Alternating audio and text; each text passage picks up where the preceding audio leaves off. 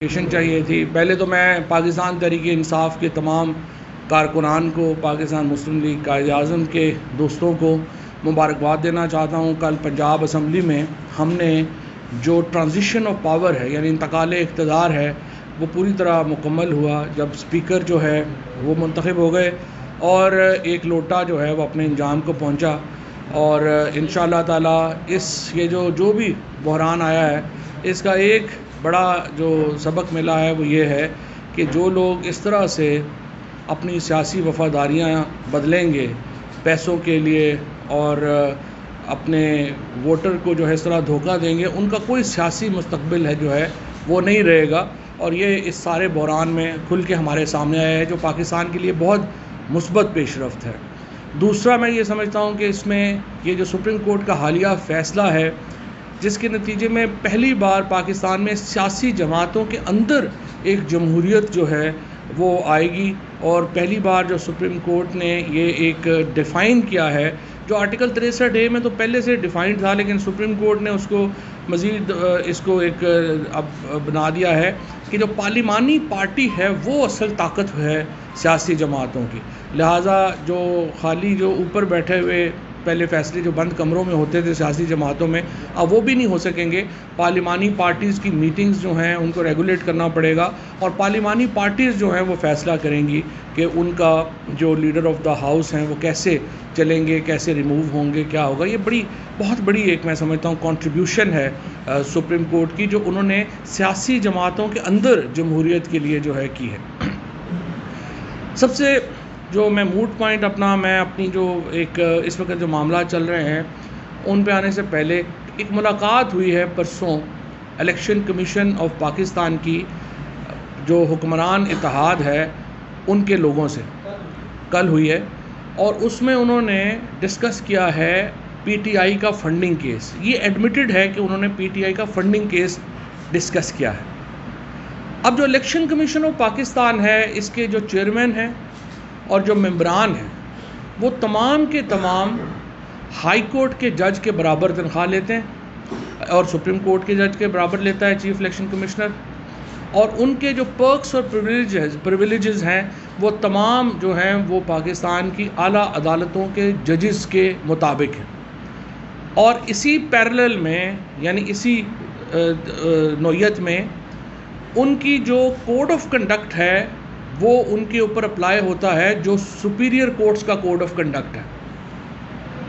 कभी भी कोई आला अदालत का जज अपने पेंडिंग केस के ऊपर एक फरीक से मुलाकात नहीं करता, उससे उसके ऊपर डिस्कशंस नहीं करता।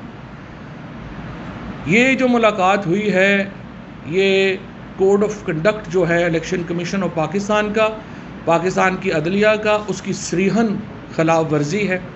किस तरह से इलेक्शन कमीशन और उनके मेंबरान एक पेंडिंग केस के ऊपर, जो जुडिशल साइड के ऊपर उन्होंने फ़ैसला करना है, उनकी एक मुखालिफ पार्टी का जिसके ऊपर वो बात कर रहे हैं उसके ऊपर वो मुलाकात कर सकते हैं। ये जो कोड ऑफ कंडक्ट है उसकी संगीन खिलाफ वर्जी के मरतकब हुए हैं चीफ इलेक्शन कमिश्नर और मेंबरान इलेक्शन कमीशन जो उस वफद से उन्होंने कल मुलाकात की है।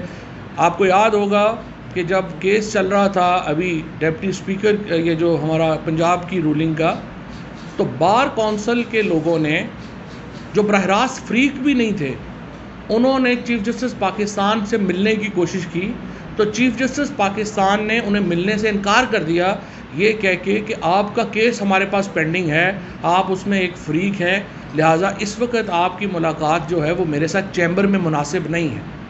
ये एक उन्होंने जो एक हायर मॉरल और लीगल जो प्रिंसिपल है, जो असूल है, उसको उन्होंने जो है वो चीफ जस्टिस पाकिस्तान ने एक्सप्लेन किया और उन्होंने कहा कि मैं इस वक्त आपसे मुलाकात नहीं कर सकता।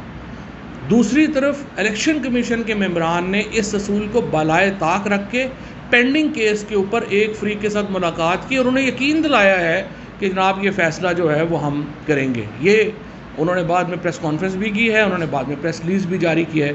सो ये जो अब है इनका जो कंडक्ट है उसकी वायलेशन में अब हम अपनी लीगल टीम से बात कर रहे हैं और ये एक फ़िट केस है proceed against election commissioner and मेंबरान के उनके ख़िलाफ़ जो है वो जुडिशल जो कमीशन है उसमें रेफरेंस भेजा जाए और इनको इनके ओहदों से बर्खास्त किया जाए।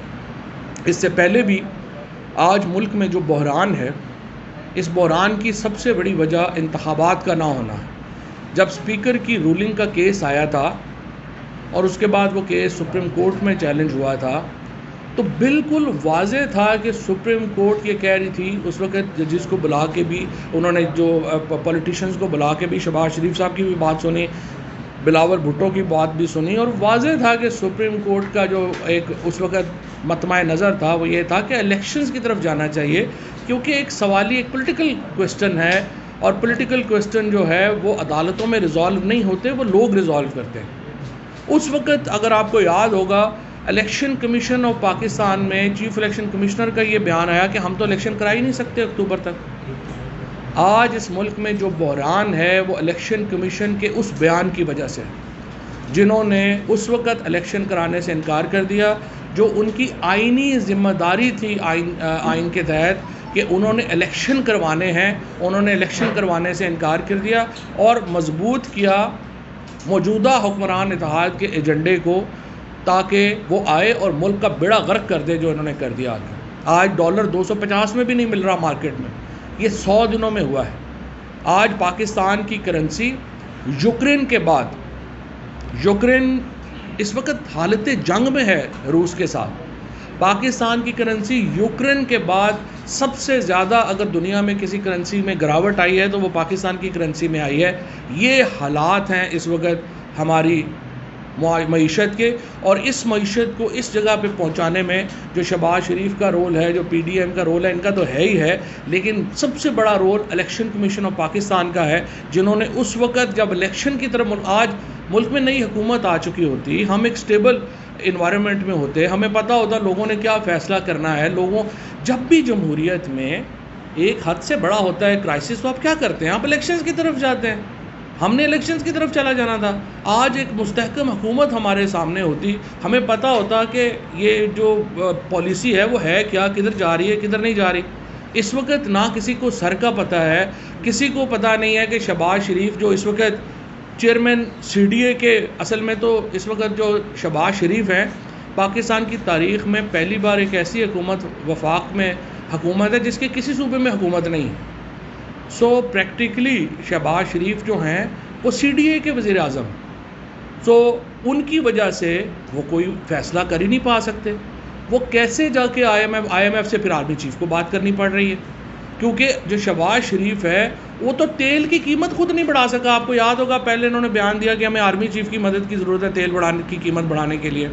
सो प्रैक्टिकली मुल्क में इस वक्त वफाकी हुकूमत एग्जिस्ट ही नहीं करती।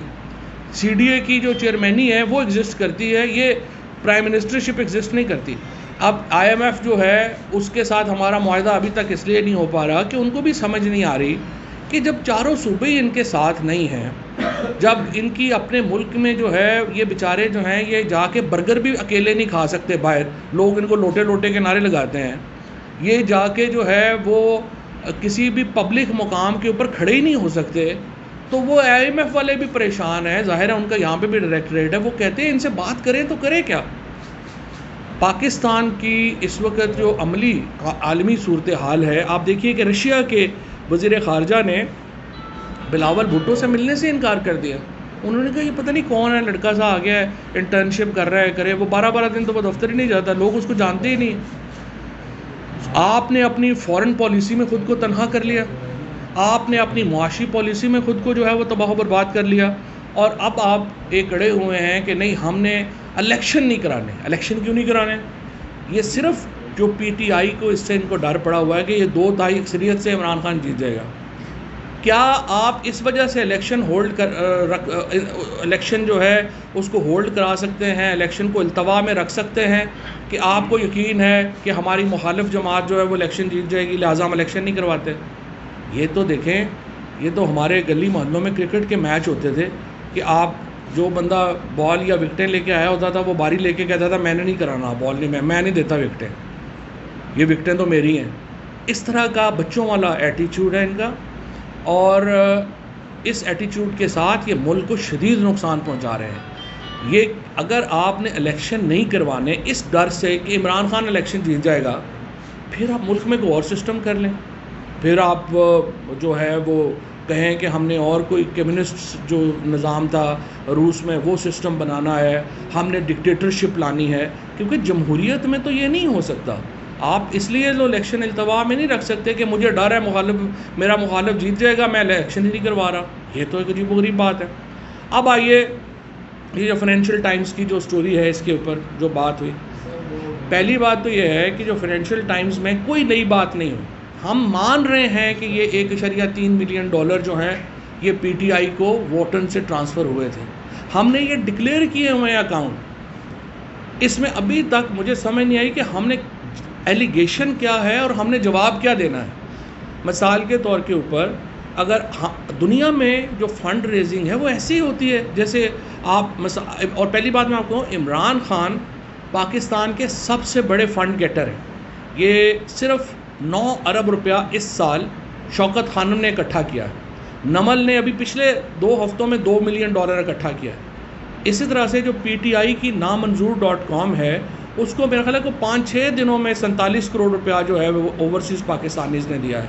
ये जो एक मुहिम है पीडीएम की इस वक्त, और ये जो इस वक्त लगे हुए हैं पीपल्स पार्टी और नून वाले और जेयूआई फजलुर रहमान, जो ओवरसीज़ पाकिस्तानीज़ के ख़िलाफ़ जो इनका टायरेड है, ओवरसीज़ पाकिस्तानीज़ के ख़िलाफ़ जो ये नफ़रत का इजहार कर रहे हैं, ये हैरानकुन है। क्योंकि एक तो मुझे कोई भी देखे कोई थोड़ी बहुत अकल रखता होगा जो पॉलिटिकल थिंकिंग लाख लोगों के खिलाफ जो इस वक्त बाहर बैरून मुल्क पाकिस्तान की इज्जत हैं, जो पैसे कमा रहे हैं, 31 बिलियन डॉलर तो उन्होंने अभी भेजे हैं। अगर वो 31 बिलियन IMF से तो हम 3 बिलियन डॉलर ले रहे हैं, ओवरसीज़ पाकिस्तानीज़ ने तो 31 बिलियन डॉलर भेजा है पाकिस्तान को। अगर वो ये पैसे नहीं, पहले इन्होंने उनका वोटिंग राइट ख़त्म कर दिया कि नहीं ये सारे इमरान खान को वोट देंगे, उसके बाद आके अब ये उनके कह रहे हैं कि जी ये फंडिंग ना किया करें। ये हैरानकुन बात है। हमें चाहे आरफ नकवी हो, हमें आरफ नकवी वहाँ पे केस का सामना कर रहे हैं कि अमेरिकन फाइनेंशियल रेगुलेशंस की उन्होंने खिलाफ वर्जी की। हो सकता है वो केस सही हो सकता है वो केस गलत हो, लेकिन हमें नहीं पता। लेकिन हमें आरफ नकवी हमारा विलन तो नहीं है। अमेरिकन अगर फाइनेंशियल उन्होंने किया है, वो अमेरिका ने उन पर केस किया हुआ है, वो करें ना करें। और इस जो कहानी है उसमें जवाब तो उन्हें इस बात का देना है कि वो कह रहे हैं कि 20 मिलियन डॉलर तो शरीफ जो फैमिली ब्रदर्स हैं, नवाज शरीफ और शहबाज शरीफ, उनको ऑफ़र हुए थे। उन्होंने तो उसकी तरदीद ही नहीं की, उन्होंने तो ऑफ़र ही नहीं, उन्होंने तो उसको आके बताया ही नहीं हमें कि उसके ऊपर उनका क्या मौक़िफ़ है। इलेक्शन कमीशन ऑफ पाकिस्तान को हम ये कह रहे हैं कि देखें, हम जो फंडिंग करते हैं वो हम ऐसे ही करते हैं और हम आगे भी ऐसे ही करेंगे। क्यों, हम कैसे फंडिंग कर रहे हैं? इमरान खान जाते हैं, वो वहाँ पे डिनर्स होते हैं, उनके टिकट्स होते हैं। हमें 40,000 लोगों ने 2008 से 2013 के दरमियान फ़ंडिंग की। उस 40,000 लोगों की हमने तकरीबन जो फ़ंडिंग की है वो 3.5-4 अरब रुपए की फ़ंडिंग की है। उनमें से 25 करोड़ रुपया कहते हैं कि जी ये आपको ये जो वॉटन है इसने भेजा था। तो वॉटन ने भी जो भेजा था वो भी क्रिकेट मैच हुआ था। इमरान खान ने सालों के बाद जाके वहाँ पे बॉलिंग की थी उस मैच में, और उसमें लोग आए, उन्होंने पैसे दिए। वो पैसे जो है ब्रिटिश लॉज में भी एफिडेविट हुआ। यहाँ पे मैं इलेक्शन कमीशन ऑफ पाकिस्तान में आरफ नकवी ने एफिडेविट दिया और उन्होंने कहा कि बिल्कुल लीगल पैसा है और आरफ नकवी पाकिस्तानी है। उन्होंने वो पैसा भेजा, वो पैसा जो है वो लीगल तरीके से पाकिस्तान आया, लीगल तरीके से डिक्लेयर हुआ। और इसी तरीके से पाकिस्तानी हैं जो हमें $100 भेजते हैं, जो $50 भेजते हैं। कई जो पाकिस्तानी हैं उन्होंने जो है वो $10 भी जो है वो दिए हैं। ये पॉलिटिकल पार्टीज़ ऐसी फंडिंग करती हैं। पीपल्स पार्टी और नून लीग ने सेठ पकड़े हुए हैं, माफियाज़ पकड़े हुए हैं। अभी आपने देखा PMLN ने जिस तरह से ये मरियम औरंगज़ेब के हस्बैंड जो है अली तासीर, उन्होंने सिगरेट कंपनीज़ को अरबों रुपए की कंसेशंस लेके दी। वहाँ से तो पैसा आया है, अब वो पैसा किधर गया है हमें नहीं पता। हो सकता है वो नून लीग की फंडिंग में गया हो, तहकीकात होंगी तो पता चलेगा। हो सकता है मरियम औरंगज़ेब ने पैसे लगाए हों इसके लिए। PTI ऐसे नहीं करती। हम पब्लिक फंडिंग करते हैं। हम अपने जो पाकिस्तान के अंदर लोग हैं, पाकिस्तान से बाहर लोग हैं, हम प्रेफर करते हैं कि बजाय 4 सेठ हमें पैसे देने के या 4 कंपनियां हमें पैसे देने के, हमें ओवरसीज़ पाकिस्तान के अंदर लोग जो हैं वो पैसे दें। छोटे छोटे बच्चे जलसों में आते हैं, वो अपनी जो पॉकेट मनी है वो इमरान खान को दे के जाते हैं। ये एतमाद है इमरान खान का, लोगों का इमरान खान के ऊपर, और ये एतमाद है इमरान खान का, जिनको अभी तक शौकत खानम 70 अरब रुपया खर्च कर चुका है कैंसर हॉस्पिटल, कैंसर के मरीज़ों के ऊपर। और ये कहाँ से आया? इमरान खान के पास तो 70 अरब नहीं है, पीटीआई के किसी बंदे के पास तो 70 अरब नहीं है। ये पाकिस्तान के लोगों का पैसा है या ओवरसीज़ का पैसा है जिन्होंने दिया। अच्छा, अब जिस तरह ये अगर नमल जो है, यहाँ पे ज़्यादातर मेरे ख्याल 2/3 से ज़्यादा जो स्टूडेंट्स हैं वो बग़ैर फ़ीस के पढ़ रहे हैं। वो पैसा उनके ऊपर मिलियंस ऑफ रुपीज़ खर्च होते हैं महीने के, वो कहाँ से आता है? वो पाकिस्तान के लोग देते हैं। हाँ, अलबत्ता आप ये देखिए कि लेट से आपने 9 अरब रुपया जमा किया है, हमने लॉज को फॉलो करना है। पाकिस्तान के लॉज हैं, ब्रिटिश लॉज हैं, उनको फॉलो किया। ये हम नहीं कर सकते कि 100 अगर 1 लाख आदमी जो है उसने हमें पैसे दिए हैं तो हम लाख आदमियों का सोर्स ऑफ इनकम देखना शुरू कर देंगे, इनका सोर्स ऑफ इनकम क्या है। हमारे पास कैपेसिटी ही नहीं है। हमने सिर्फ देखना है कि उन्होंने लॉज को फॉलो किया है, लॉज के मुताबिक ट्रांजैक्शन की है, ज़बरदस्त, हमारे पास आगे पैसे ख़त्म, बात होगी। अगर उन्होंने कि लॉ वायलेट किया है तो वो उस हुकूमत के उसके दरमियान है। सो मैं ये समझता हूँ इलेक्शन कमीशन ऑफ पाकिस्तान को हमारा मुतालबा सिर्फ इतना है, बिल्कुल पीटीआई की फ़ंडिंग केस का फ़ैसला होना चाहिए, लेकिन सुप्रीम कोर्ट और हाई कोर्ट के जो फ़ैसले हैं कि आप नून लीग और पीपल्स पार्टी के फंडिंग केसेस का भी साथ फ़ैसला करें, वो कंप्लाई विद करें। उनकी स्क्रूटनी रिपोर्ट आई हुई है, क्योंकि और हम ये क्यों कह रहे हैं, नून लीग, पीपल्स पार्टी और पीटीआई, जेयूआई का, टीएलपी का तो मैं नाम ही नहीं ले रहा ना, उधर तो बेचारों की वैसी टांगें कांप जाती हैं पता करते हुए। ज़रा पूछे ना फजलुर रहमान का हेड ऑफिस किसने बना के दिया था? खुद बेनज़ीर भुट्टो, हाफिज़ हुसैन अहमद शहीद जो हैं, हाफिज़ हुसैन अहमद ने लिखा कहा है कि अपना ये पैसा जो है वो लिबिया ने जो है उस वक्त दिया था। सैफ कज़ाफ़ी खुद पाकिस्तान आए थे इनॉग्रेट करने इनका हेड ऑफिस। बेनज़ीर भुट्टो शहीद ने अपनी किताब में लिखा है कि उसामा बिन लादन से मेरी हुकूमत हटाने के लिए नवाज शरीफ ने पैसा लिया था। अब बेनज़ीर भुट्टो शहीद का बेटा जो है वो तो बेनज़ीर को रिप्रेजेंट नहीं करता, वो तो अपने अबू जी को रिप्रेजेंट करता है। अदरवाइज़ जो उनकी वालदा हैं उनकी तो जदोजहद रही है शरीफ फैमिली के ख़िलाफ़, और उन्होंने तो इस फस्तायत के ख़िलाफ़ हमेशा आवाज़ उठाई है। इसीलिए आज पीपल्स पार्टी ख़त्म हो गई है।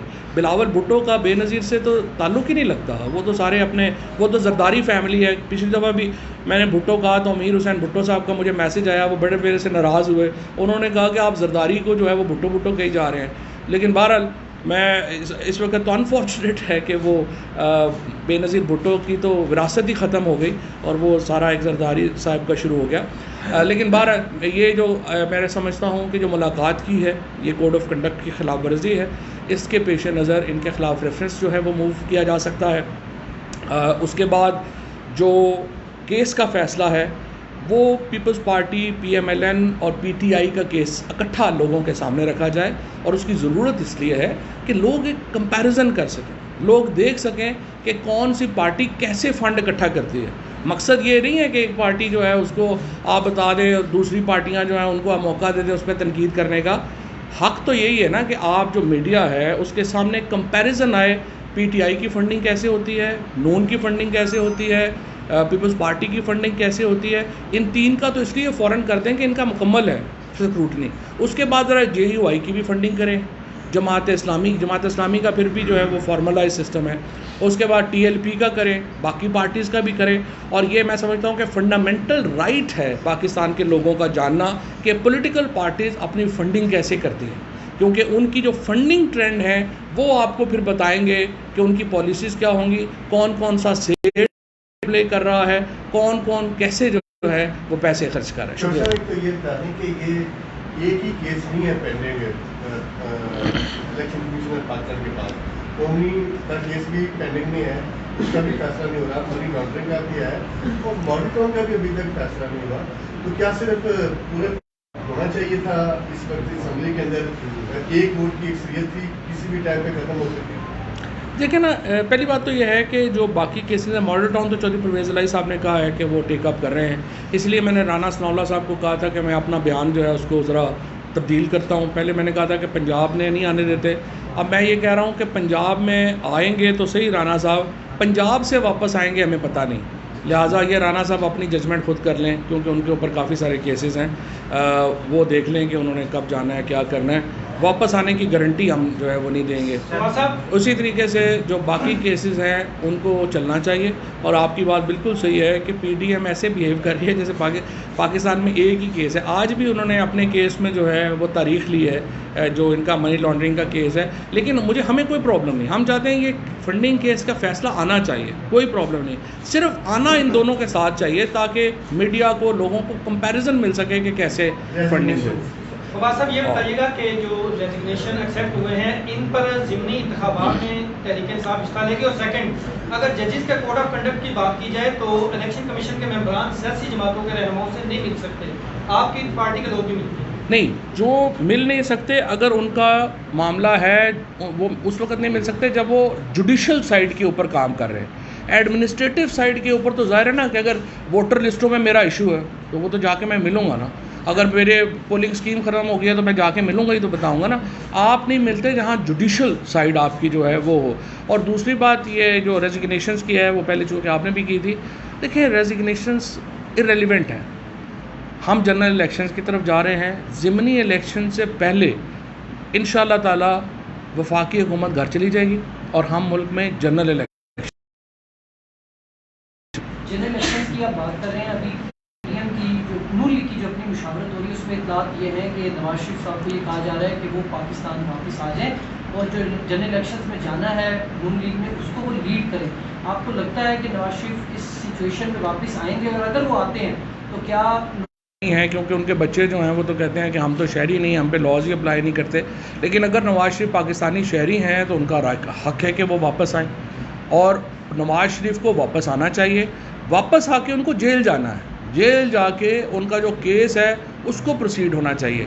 अगर आप नवाज शरीफ का ये कहें कि उनके लिए, जो इमरान खान हमेशा कहते हैं कि एक तबके के लिए कानून अलहदा हो जाए, दूसरे के लिए अलहदा हो जाए, एक के ऊपर, नवाज शरीफ के ऊपर इस वक्त 7 अरब रुपए के केसेस में वो जेल में हैं, वो हम नवाज शरीफ के लिए स्पेशल बना दें कि वो बाहर रह जाएँ और जो बेचारे सारा जो साइकिल चोर है, जेब कुतरे हैं। गुजरांवाला में एक बंदे को क्राउड ने मार के मार ही दिया कि उसने मोटरसाइकिल चोरी किया है। तो 40,000 रुपये के लिए तो हमारी माशाल्लाह जो प्रायोरिटी है वो ये है कि हम बंदा मार दें और 7 अरब वाले को हम सर पे बिठा लें। ये तो नहीं होना चाहिए। शेख नहयान का वो नाम आ रहा है फाइनेंशियल टाइम्स की स्टोरी में कि $2 मिलियन उसने दिए, तो फॉरेन नेशनल भी कर सकता है फंड? नहीं, फॉरेन नेशनल नहीं कर सकता फंड, ना ही फॉरेन नेशनल ने हमें फ़ंड किया है। अगर ये जो मुबारक अल नहान की अगर फंडिंग है आरफ नकवी साहब को, तो ये आरफ नकवी जो है उनका और जो ब्रिटिश लॉज हैं उनकी वॉयलेशन है। हमें तो उन्होंने एफिडेविट दिया हुआ है कि हमारी जो सारी फंडिंग है वो लीगल है और ये सारी फंडिंग जो है वो पाकिस्तान के बरतानवी लॉ के भी मुताबिक है और पाकिस्तानी लॉ के भी मुताबिक है। अगर कोई वॉयलेशन हुई है तो वो आरफ नकवी जाने और वो जाने। वही फंडिंग आपको मिली पीटीआई को? मैं यही कह रहा हूँ ना, हमें नहीं मिली। अच्छा, पाकिस्तान का एक कर्जा है एनडी 157 इलेक्शन शेड्यूल भी अनाउंस हो गया है, तो आप कंटेस्ट करेंगे? मैंने आपको ये बताया कि इंशाअल्लाह जो ज़िमनी इलेक्शन है उनसे पहले हम जनरल इलेक्शन करवाएंगे। पंजाब हुकूमत पूरी करेगी या आपका? देखिए